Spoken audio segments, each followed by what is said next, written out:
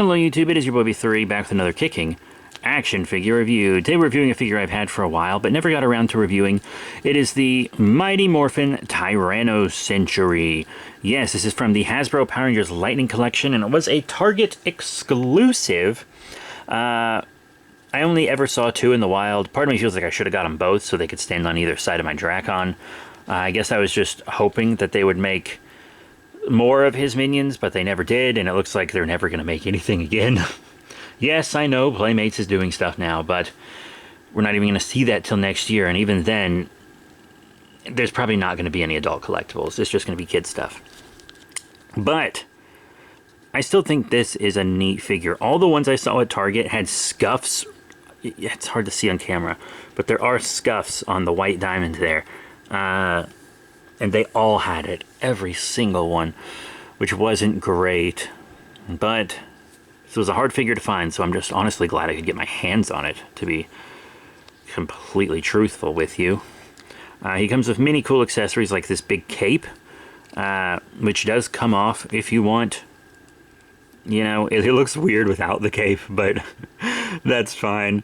And he does come with this staff with double blades, which is very cool. It's got pretty good detail and paint upon it. And he has two holding hands like this one and two fist hands like this one as well. Oop!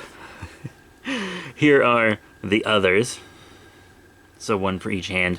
And then, of course, the namesake of the line, the Lightning Collection, will have energy effects that you can put on their weapons. Very fun. Articulation-wise, I am going to show it without the cape because it does get in the way pretty heavily. Side to side on the head, a wobble, up and down. You have the butterfly joint on the arms as expected, up and down, forward and back, bicep swivel, double elbow bend. You have forward and back on the wrists and a rotation on the wrist. Let's do it on this hand because it was hard to see on that hand because of the weapon. You have lots of ab movement. And the waist crunch, in and out on the legs, a little hindered by his belt, and it doesn't go back because it's hindered by his hard plastic bussy, but it does come up, rotation, double ASEAN knee bend, rotation, up and down, pivot, peg hole. Pretty cool. And I like the sculpt, it's pretty good. The paint could be cleaner. A lot of it is like scuffed and there's like paint drip and stuff on him. The paint could be much cleaner, but the sculpt is pretty dope. Anyway, let's lay him down here and do some size comparisons. First up, we're going to compare him with other figures from the Lightning Collection. I always say, as long as a figure scales well with its own line, then that's all that matters. So here he is with the Turbo Phantom Ranger and the custom Timbri 3D Psycho Dracon Ranger, which is just the normal Psycho Ranger body.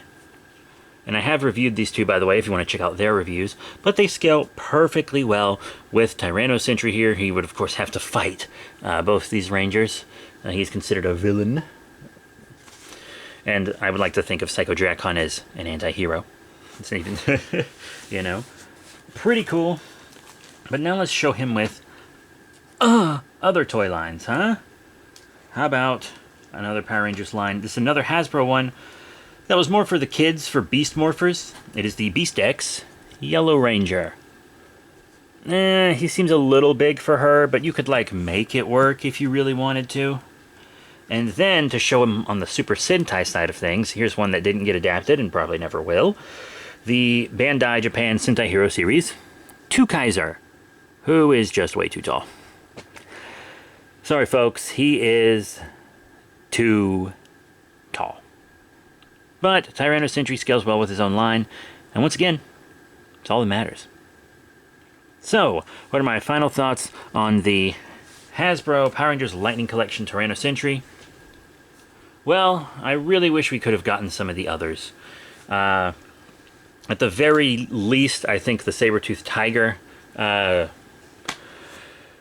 they weren't Sentries, were they called something else? The Saber-Toothed Tigers, I think, should have at least gotten it. It would have been really cool to have the gold Dino Charge one, but Just the two main Mighty Morphin ones would have been great to go with the Drakon. I could have had one on each side of him. The paint quality is significantly lower on him, though I do like the sculpt a lot. The paint is just kind of sloppy. The articulation is decently hindered by his outfit, but this was an outfit designed for a comic book.